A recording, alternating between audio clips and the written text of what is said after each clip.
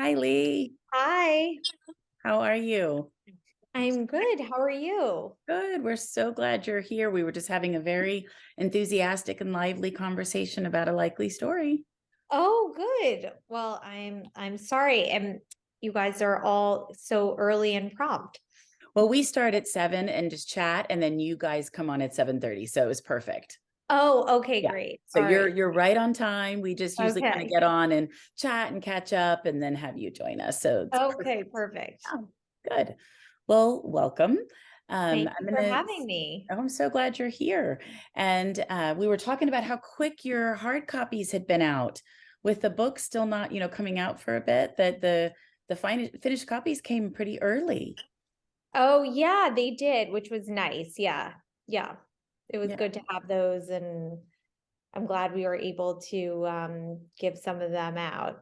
yeah, that is nice, and nice with all the shortages for a while to see that some of that has finally settled down. Yes, definitely. Yeah. So why don't we start? And I'll just ask you the first softball. Tell us a little bit about writing the book, like where the idea came from and how you started. So I had been working on an idea of a book about a family and how artistic ambitions were kind of played out in that one family. And it had been sort of something I was thinking about, um, you know, and also what it would be like to have such like a famous parent and be trying to be like in their profession. So that was just something I was interested in. I heard a story a long time ago about sort of a friend of a friend of a friend who had a very famous father. Um, and she was also trying to be a writer and had her book contract like canceled. And I don't know why, but this idea like really stuck with me of how that would feel when you have this like famous parent and like what people would think about you and just that experience. And so that was sort of the like initial seed of the idea. And I am also an only child, and I have artistic parents, though not anything like Ward or Claire. But so it was something that was familiar enough that I felt like I could get a foothold. Well, that makes sense. And I was just so curious. And I loved the whole literary world aspect of it. Yeah. Yeah. I think it's the kind of thing where I wanted to tread carefully. I didn't want to write like an inside baseball book about publishing, nor could I, because I've never actually worked in publishing. So, but you also, I love books that I feel like take me into like sort of a different world or a different kind of milieu than I'm used to. So I did hope that it would be um, that way as well. Sorry, I was just somebody had sent a note in the chat and I was just making sure I covered it. Perfect. Well, does anybody have a question they want to ask? Because I have some more, but I want to make sure everybody gets to ask some questions. I had a question. Lee, thanks for joining us. Really Yeah. enjoyed your book. Yeah. Um, you wrote from a lot of different points of view. So I was just curious, did it always start out that way from the beginning, or in the beginning were you thinking maybe just Ward and Isabel and then you added in Claire later? I was just kind of curious how that process was for you. Yeah. So I actually started, I like multiple points of view. I find, for me, it's like a good way to keep the story moving. I like not just being in one person's brain all the time. So when I originally started, I was just in Isabel, Ward, and Brian. And then I felt like Claire needed to be a character. So she needed to have her own chapters, which then, and this was early on in the process, then I was like, so some of the chapters are going to have to take place in the past, which worked anyway because there was so much background that needed to fill in. But I was like, these chapters should be from Claire's perspective. So yeah, that's kind of how that evolved. And I think, you know, I found that like Ward, Isabel, and Claire obviously are kind of the family triangle, but that for me, Brian is necessary because he's almost like the stand-in for the reader who can take a step back and feel like these people are actually ridiculous and this isn't normal. And, you know, I felt it was important for the reader to have that character to kind of identify with and react along with as the story went on. Did you always have the book within a book? No, I didn't actually. So I had finished a draft of this book that I felt was like a fairly, not like finished, but like a fairly well along the way version of the book in like February of 2020. And I sent it to my agent and she, you know, liked where it was and had some ideas. And then it was March of 2020. And then obviously I stopped working on it. I basically, you know, was doing no writing at all because at that time my children were 2 and 5. And I just was, you know, dealing with that. So I think I baked something every day for about 3 months with my children, my older one. And there was no writing whatsoever going on. And then in September, my kids went back to school and I, you know, went back to the manuscript and I felt that I'm talking about this book and the reader needs to see it and it has to be in there. And it was daunting and I was like, I want this book to be finished, but it's not. So that is when I went back in and I wrote the like snippets of the book. And I think honestly, having the time away from it, which was almost 6 months where I was barely looking at it, was good because I was able to like come in and see what the problem was and also not be so in the voice of those characters. And something I felt that I wanted to do to really like change those chapters because there's already so much going on with 3 different characters and or 4 different and timelines. So I made them in the first person, which is different from the rest of the book. And we talked a little bit about, because I was curious if people had thought it was Isabel's book initially or Ward's. And so we kind of took a poll and there were a variety of people that thought it was Ward's. Some thought it was Isabel's, but I think everybody was pretty surprised it was Claire's. So that was good. That was a good way to bring it in. Good. Yeah. Yeah. So. Next question. Anybody have one? I have one. Hi, Lee. Hi. I was curious. Excuse me. Sorry. Allergy season already in the South. Yeah. What did you learn along the way that you know now that you've written your debut novel? What did you learn along the way that you wish maybe you knew before you started the process, either from other authors or just editors, or even from, you know, feedback from maybe some of your early readers? That's interesting. You know, I actually now in a certain way look back on the writing of like the first book as a kind of like precious moment because like it's just you and this manuscript that you're writing and you don't know if anyone will ever see it. You don't know if anything will ever come of it. And it's very like internal. And I think I really had no idea what the business of publishing. And I will never like unknow that now.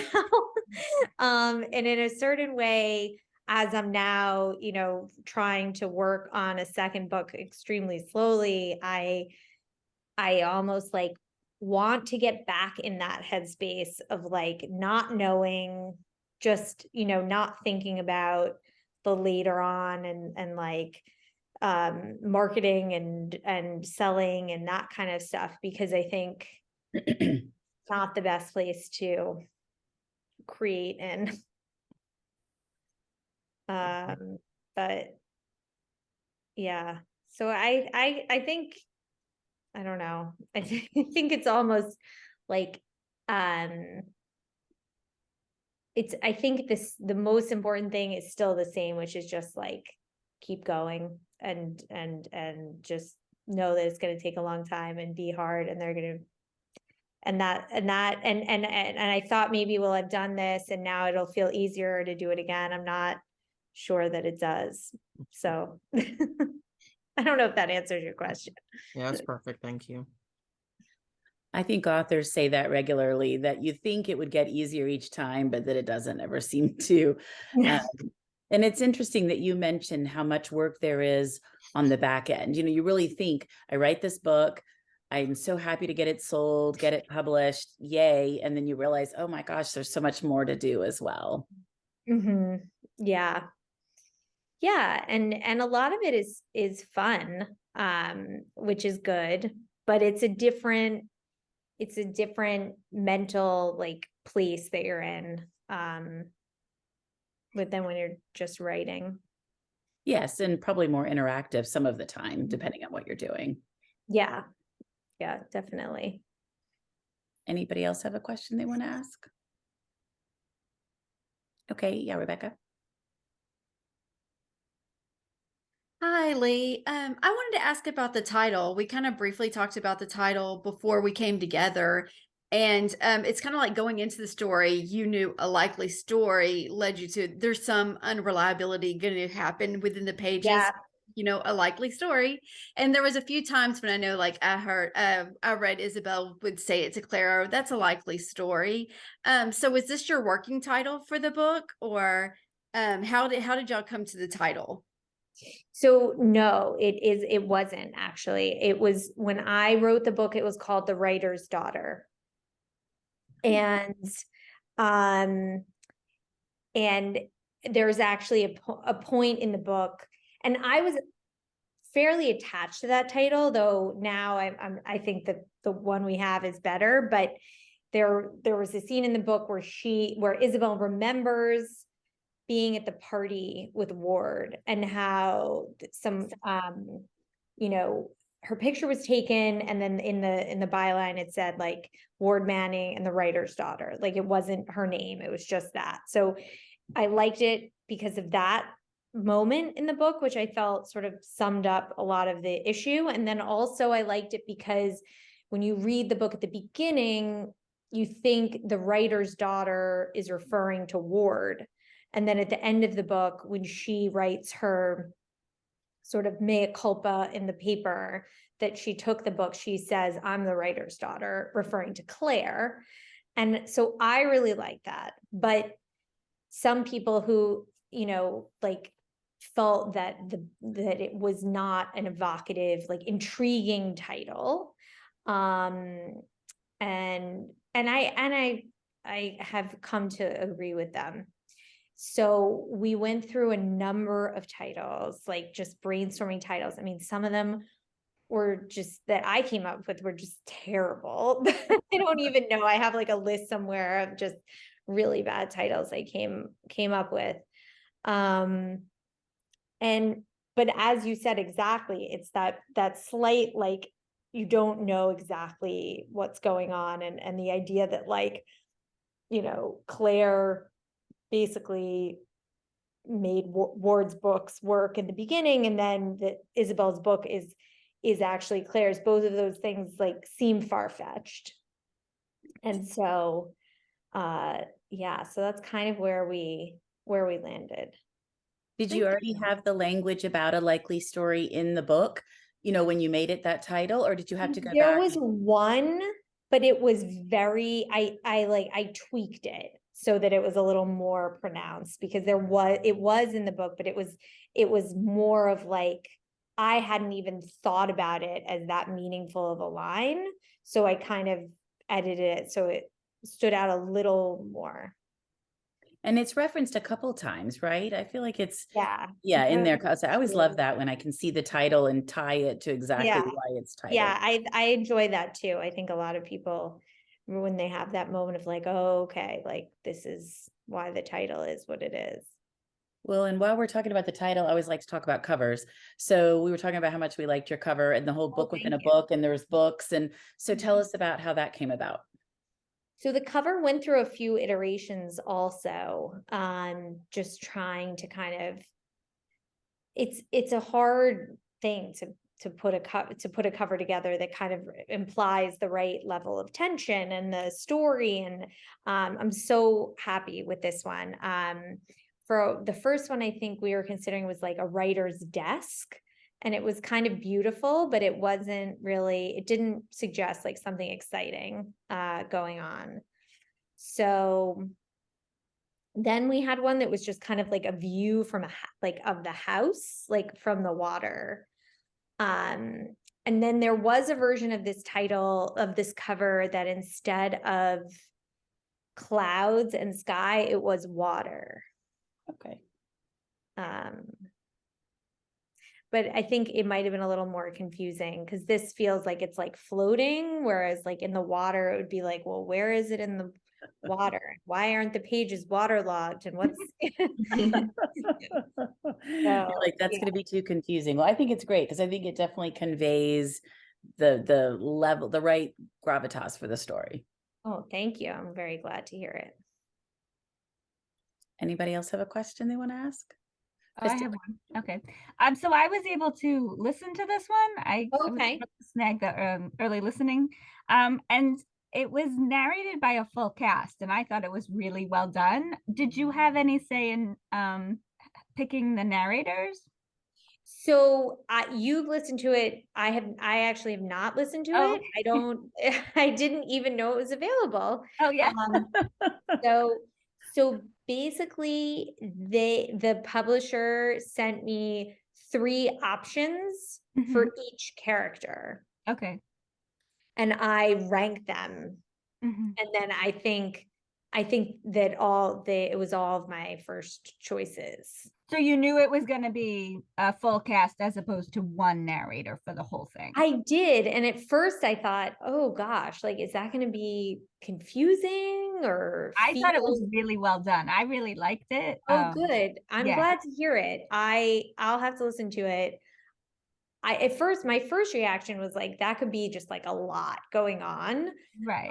But I also have listened to audiobooks and been sort of like annoyed when the one narrator tries to change their voice for different characters. So maybe this is the way of the future. Yeah, I do a lot of audiobooks. And you know, there's pros and cons to both. But it worked well here with the full cast. So oh, good. Well, I'm glad to hear it. So thank you. Sorry, Lee. How did they do the book, Kristen? How did they do Claire's manuscript?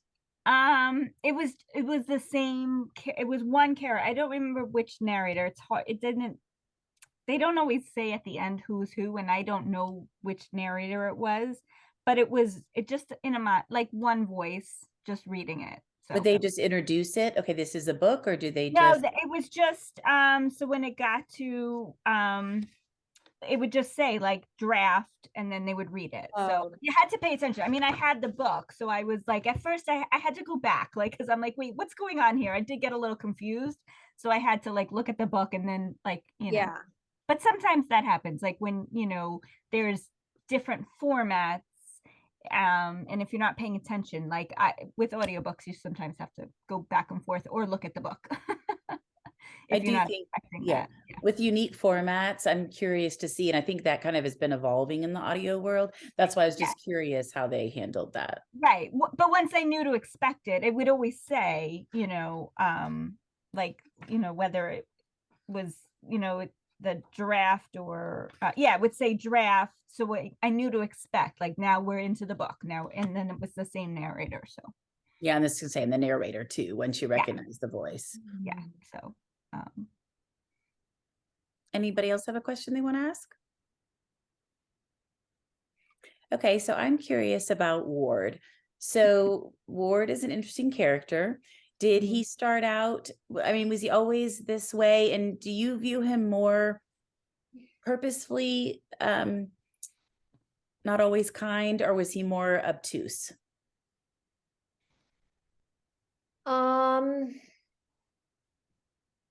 So I view him as a pretty, just like a real narcissist with blind spots.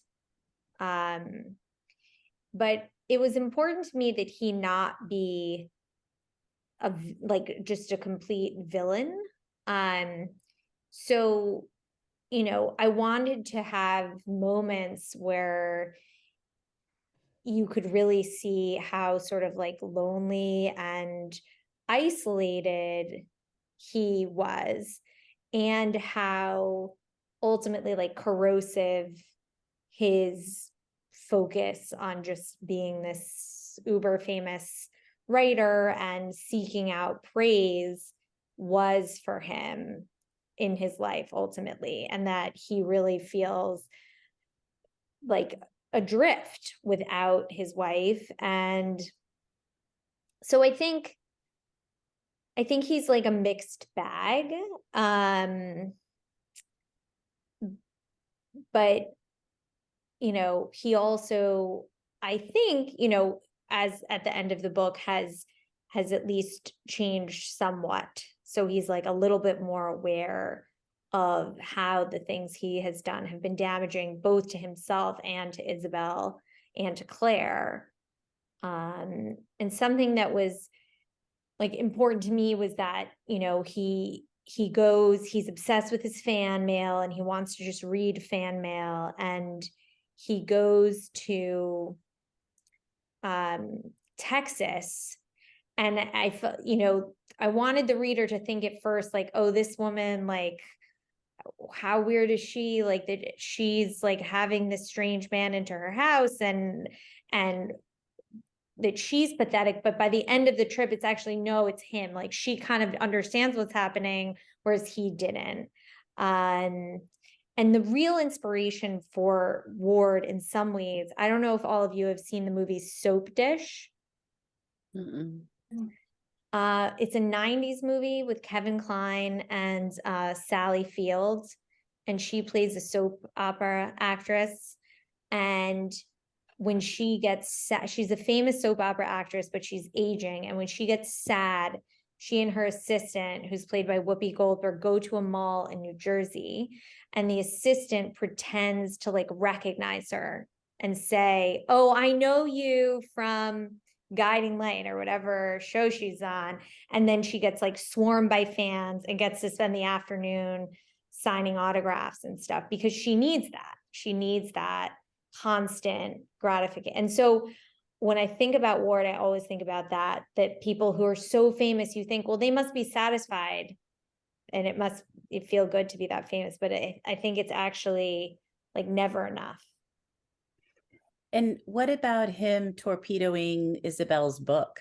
Was that always part of the story? Did that come about later? Because most of the time I could kind of understand where he was, but when you learn he's done that, I think, okay, that really takes.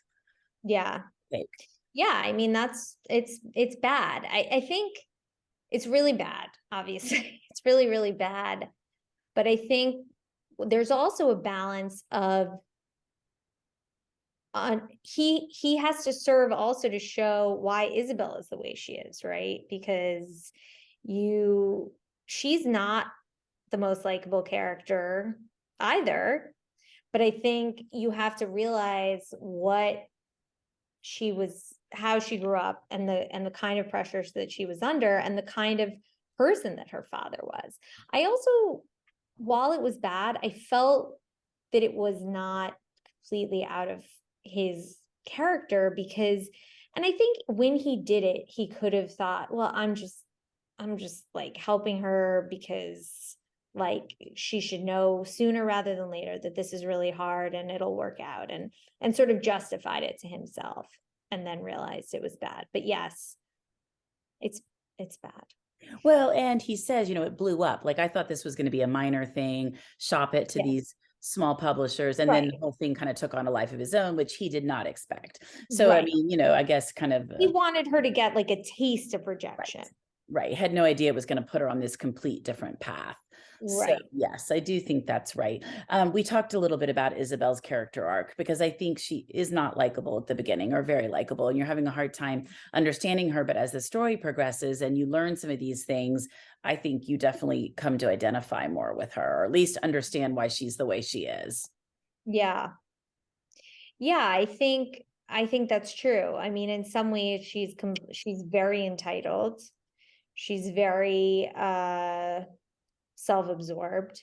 And I think, that is part of her personality. But I also think in some ways she feels that she doesn't have any self-worth until she publishes a book. Right. What do you think Claire's role in all of that is? Well, I think Claire in some ways is both like savior and enabler, right? On some level, because she wanted to keep things, she wanted to everything to kind of keep, she didn't want to blow up the family, and I think she didn't want to cause havoc in their family, and to so she sort of made peace with kind of going along with things that she might otherwise not have. And so in a certain way, I think she was helpful to Isabel because she provided that stability. But in other ways, I think she allowed Isabel to have a view of her father that was not realistic or healthy. I think that's right. Almost kind of created the situation. Right. But yes. So, but I also think as like a mother, I can understand, relate to her and her decisions, and thinking like, I can't, I just want her to be like, I don't want to sort of rock her world and make these revelations. Yeah. Have a So stable home. Yeah. No, yeah. absolutely. We debated a lot the purpose, like why Claire left the book for Isabel. Like, did she leave it because she wanted her to understand the story? Did she want her to publish it herself? Did she want her to publish it as Claire, under Claire's name or together? Do you have thoughts as to like what was your intention there? I think she wanted Isabel to have it and for it to be helpful to Isabel. Like, I think she would have been okay with like, here, finish this book, or, let me help you take this and have it be helpful and have it be yours, because I think she was selfless in that way. But I don't know that she had gotten to the idea of like, well, who's going to get credit and who's not, or fully thought that out. And hopefully she wouldn't have wanted to not get credit because she'd already been robbed of a lot of credit. So, but I do think she was showing it to her, not just to know the story, but also to help her. I think that's my interpretation. Well, and it's just one of those things. It's so funny because it's almost creating the same situation again, like she's Right. helped Right. Ward Right. and then, it's like Cycle playing out. continues. Yeah. Yeah. So I Well, thought that was interesting. It's definitely makes you think as you're reading it. Well, who was the hardest to write and who was the easiest? Oh, that's interesting. So I actually, my favorite parts of the book are actually in the Brian chapters. I really found it easier to, I don't know, I felt strongly about his and Ward's like voice, and they came to me more easily than, I mean, Isabel, yes, but she, she's a more of a mixed bag, and she is not the most self-aware. I mean, none of them are that self-aware, but sometimes that makes it harder to write a character who is not seeing themselves in a clear way or a realistic way. So you enjoyed Brian the most, and then Brian the most, probably, yeah. and Brian what about the least? Like, who was the hardest to get on the page? I mean, in some ways it was the book.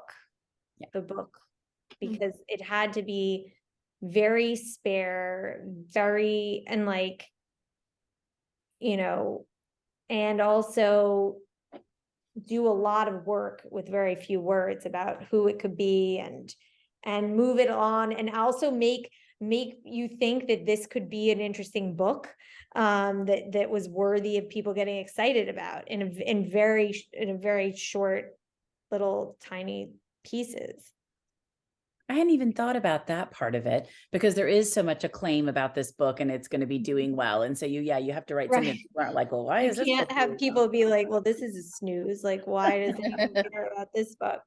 Yeah. I had not thought about that. Again, I just want to make sure I'm not cutting anybody off, because questions, anybody have one they want to ask?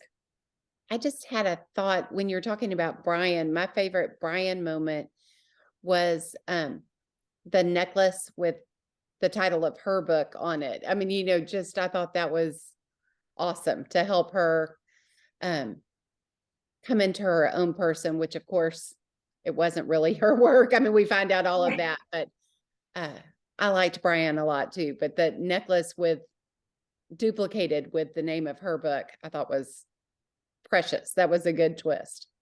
Oh, thank you. Yeah, I've had a few people tell me, like, they're like, I want to date Brian. Like, I know. I liked when she went and saw him getting whatever, his new post or whatever, and he was so self-assured and, so knowledgeable about what he was doing. And she was like, wait a minute. And I love that was such a turning point for her. Yeah. Yeah. I think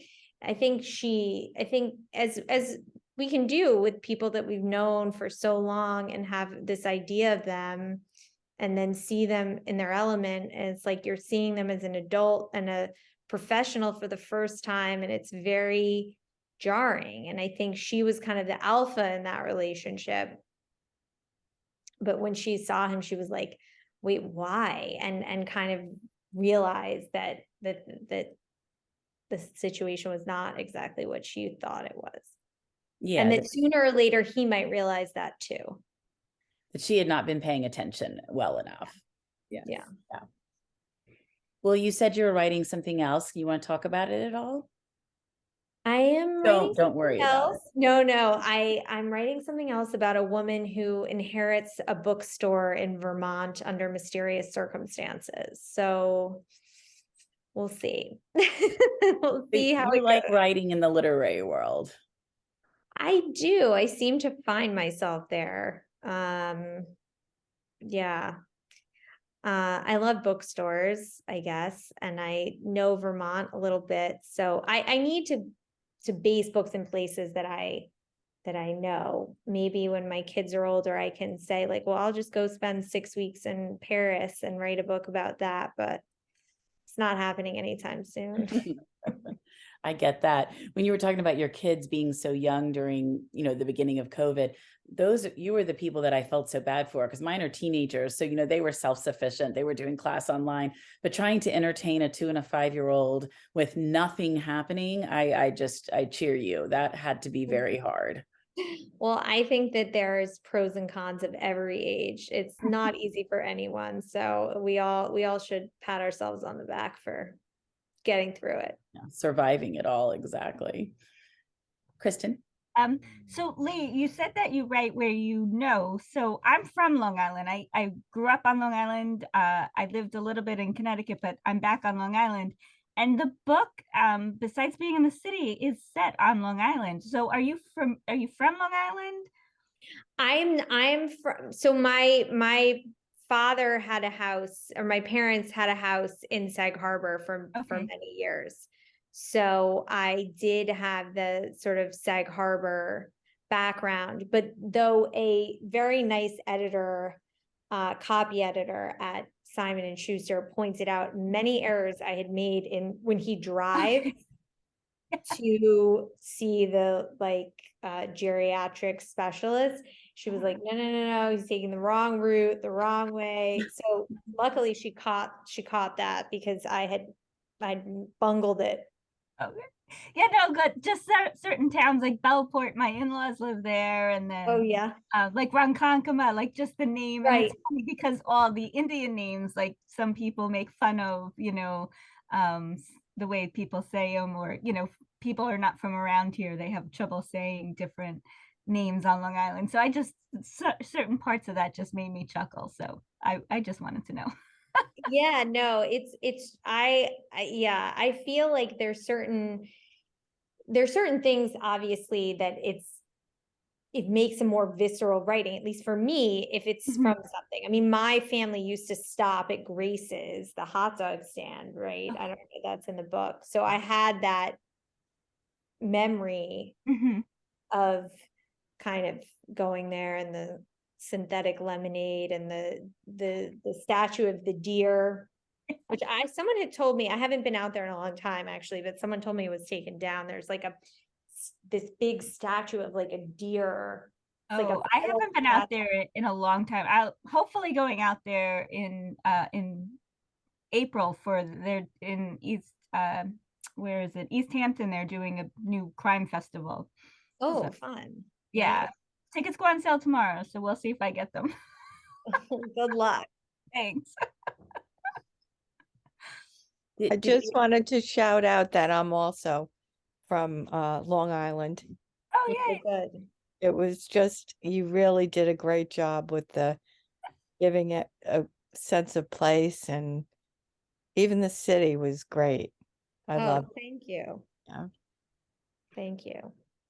So I think it will make a great book club book. I mean, we've had so much to talk about tonight, and with you and ourselves. And do you know if they're doing a reading glide for it, a book club collection of Yes. stuff? Yes. Is it not in it? Hopefully there's It may be. I have. Well, no, I read the It hardback. doesn't seem like it's in- They did ask me to fill out a reading book club guide. So I did do that, and now I'm not sure where it will be, but it is happening. A lot of There's times. a guide online. Oh, there Oh, is. okay. Questions, yeah, for your I'm book. learning a lot about my book from you all, so thank you. Carmen, where is it? Because I looked today. Where did you find it? On the simonandschuster.com. Okay, Yeah, that's great. beautiful layout, the cover and author and reading group guide. Good. I always love those. I think they're great to pass on to people, or if I'm recommending, people ask me a lot about suggestions for book clubs. And so I always like to suggest ones that have stuff with them. So I thought that would be good to know. And this would certainly make a great discussion for a book club. Yeah. Well, thank you. That is a high compliment. So I am appreciative of that. Definitely. What about what you've read recently, or what's on your bedside table? Oh, I have a lot of things on my bedside table. My TBR pile is always too long. What have I read that's been really good? I'm reading, actually, it's sort of a similar story. It's a memoir called Also a Poet by Ada Calhoun. It's about her father was an art critic, and she finds like research that he did about the poet Frank O'Hara and tries to take it and do it herself. So someone recommended it to me actually after having read my book. It was like, you have to read this book because it's similar ideas and themes, but I do read it. And I'm like, she's such a good writer. It's humbling. I can't wait to read the new Rebecca Makkai book. I loved Great Believers.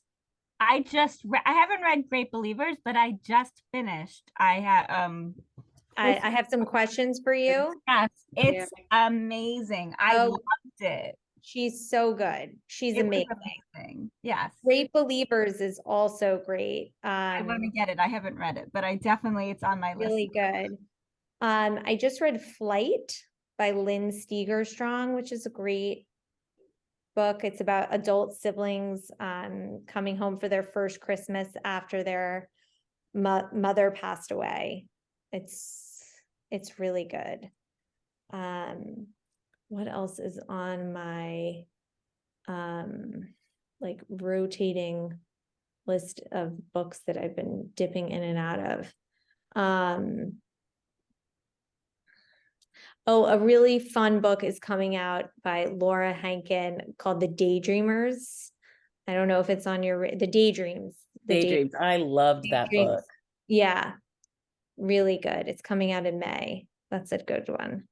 And I'm doing an event with her actually in DC. She's so funny, so good. She is so funny. She did all that hilarious stuff during COVID with one of her books because she couldn't go on book She's tours. doing that like she the did. tour, Yeah. right, in her apartment. Yeah. So Yeah. I loved the Daydreams. I like anything related Yeah. to music like that. So stories about bands or groups so I Yeah. thought that one was really well done. And it's another great cover. Yes. Yeah. It's really good. Really, really good. Good. Well, thank you so much, Lee. Anybody else have anything else before we go?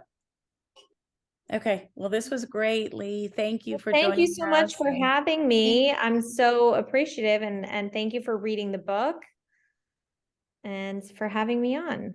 Absolutely. We had a ton of fun. And again, it was a great one for discussion. So thanks for your time and good luck with everything.